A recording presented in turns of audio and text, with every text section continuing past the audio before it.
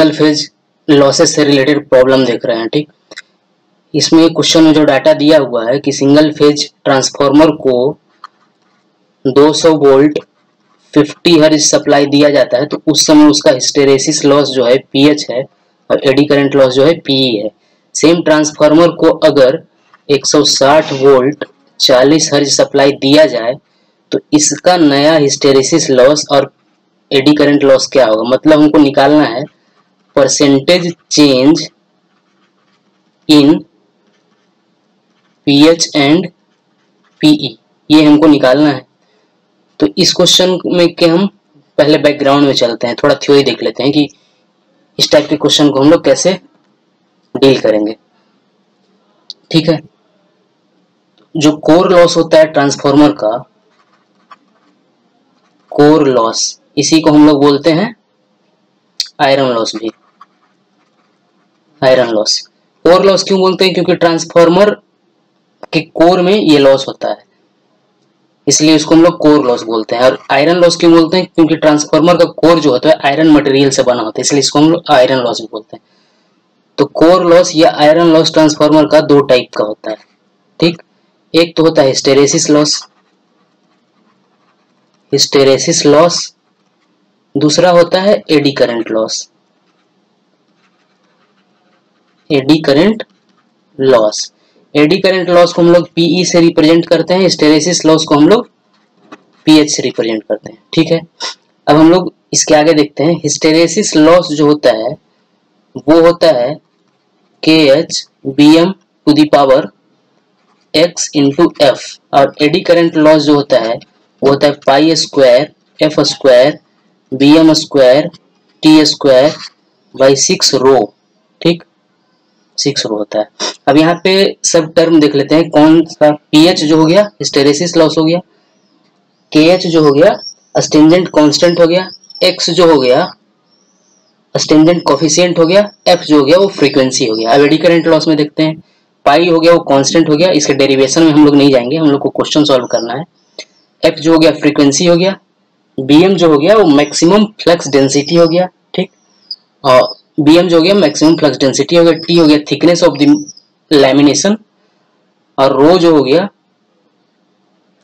ये रेसिस्टिविटी हो गया। ठीक, अब इस टाइप का जो भी क्वेश्चन होता है, इस क्वेश्चन में दो केस होता है। केस 1 हम लोग कंसीडर कर रहे हैं कब? जब V बाई एफ कॉन्स्टेंट आता है। ठीक, V बाई एफ कॉन्स्टेंट है, इसका क्या मतलब है? BM भी कॉन्स्टेंट हो जाएगा।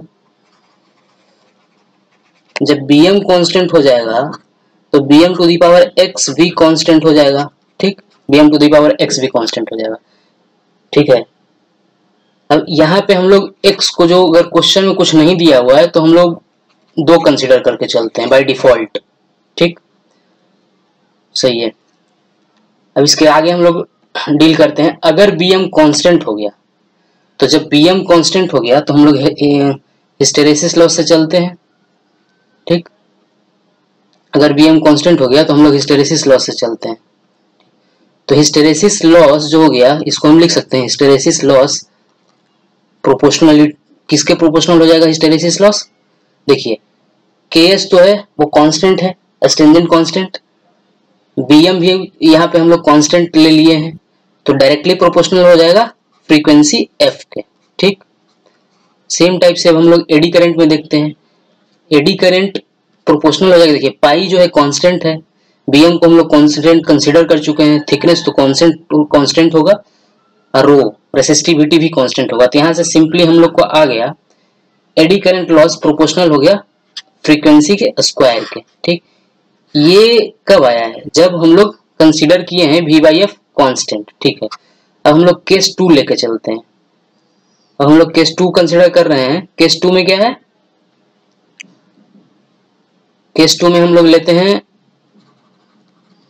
केस 2 जब V बाई एफ कॉन्स्टेंट नहीं है, नॉट इक्वल्स टू कॉन्स्टेंट। ठीक है, जब V बाई एफ कॉन्स्टेंट नहीं है तो इस केस में हम लोग चलते हैं। V बाई एफ कॉन्स्टेंट नहीं है तो यहां से हम लोग देखते हैं PH हिस्टेरेसिस लॉस बराबर क्या था? KH BM to the power x into F, और यहाँ पे होता है BM प्रोपोर्शनल होता है V/F के, ठीक। तो यहाँ से हम लोग देखते हैं PH प्रोपोर्शनल हो गया,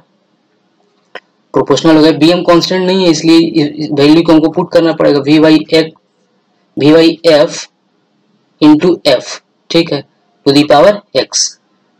तो PH प्रोपोर्शनल हो गया V to the power x into F to the power 1 minus x, ये हो गया, ठीक। ये आ गया अपना हिस्टेरेसिस लॉस, ठीक। अब हम लोग देखते हैं AD current loss. AD current loss, AD current loss कब? जब V/F कांस्टेंट नहीं है, ठीक। तो PE प्रोपोर्शनल हो जाएगा किसके? PE प्रोपोर्शनल हो जाएगा BM स्क्वायर F स्क्वायर के, ठीक। और BM बराबर हम जानते हैं प्रोपोर्शनल होता है V/F के, तो PE प्रोपोर्शनल हो गया V/F का स्क्वायर इंटू F स्क्वायर। अब यहाँ क्या है, F स्क्वायर से F स्क्वायर कैंसिल हो जाएगा, तो AD current loss directly proportional हो जाएगा वोल्टेज के स्क्वायर के। मतलब यहाँ से एक इम्पोर्टेंट कंक्लूजन आ गया, क्या, कि जब एडी करंट लॉस निकालते हैं और V/F अगर कांस्टेंट नहीं है तो AD current loss independent of frequency हो जाता है, इंडिपेंडेंट ऑफ फ्रीक्वेंसी होता है। मतलब क्या, कि एडी करंट लॉस फ्रीक्वेंसी पर डिपेंड नहीं करता है, कब? जब V/F कांस्टेंट नहीं होता है, सही है। V/F कांस्टेंट नहीं होता तो उस समय डिपेंड नहीं करता है। अब हम लोग आते हैं क्वेश्चन पे। क्वेश्चन क्या बोल रहा था, ठीक। क्वेश्चन में जो अपना डाटा दिया हुआ था, क्वेश्चन में दिया हुआ था सप्लाई जो है 200 वोल्ट था, फ्रीक्वेंसी उसका था 50 हर्ज। उस केस में हिस्टेरेसिस लॉस PH और एडी करंट लॉस PE था। अब जब सेम ट्रांसफार्मर का सप्लाई बदल के 160 वोल्ट फ्रीक्वेंसी 40 हर्ज कर दिया गया, तो कितना चेंज होगा हिस्टेरेसिस लॉस में और एडी करंट लॉस में, परसेंटेज चेंज निकालना है। तो यहाँ पे हम लोग सबसे पहले चेक क्या करते हैं, V/F कांस्टेंट है कि नहीं।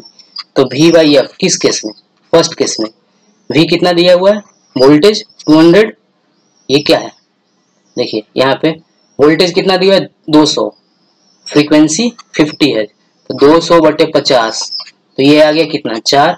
अब सेकंड केस में हम लोग चेक करते हैं, सेकंड केस में वोल्टेज कितना दिया हुआ है, ये देखिए 160 दिया हुआ है और फ्रीक्वेंसी कितना है 40, तो सेकंड केस का भी आ गया 4। मतलब क्या है, V/F कांस्टेंट आ गया, V/F कांस्टेंट आ गया।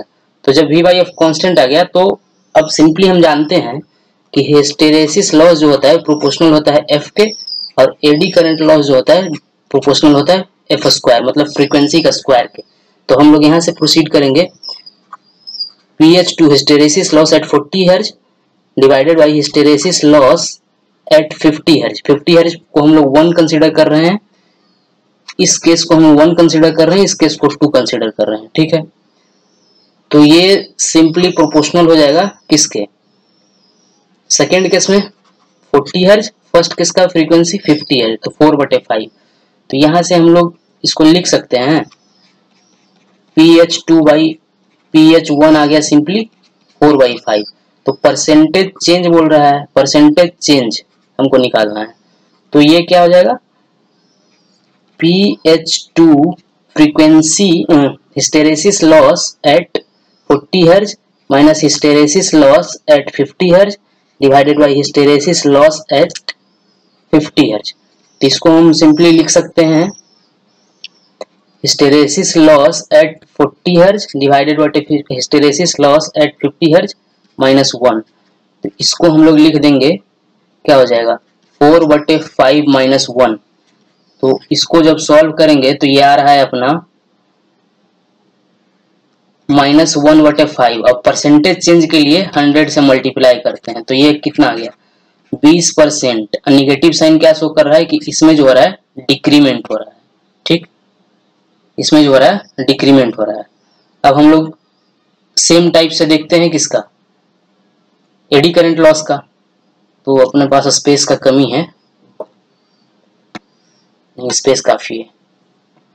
तो हम लोग देखते हैं एडी करंट लॉस के लिए।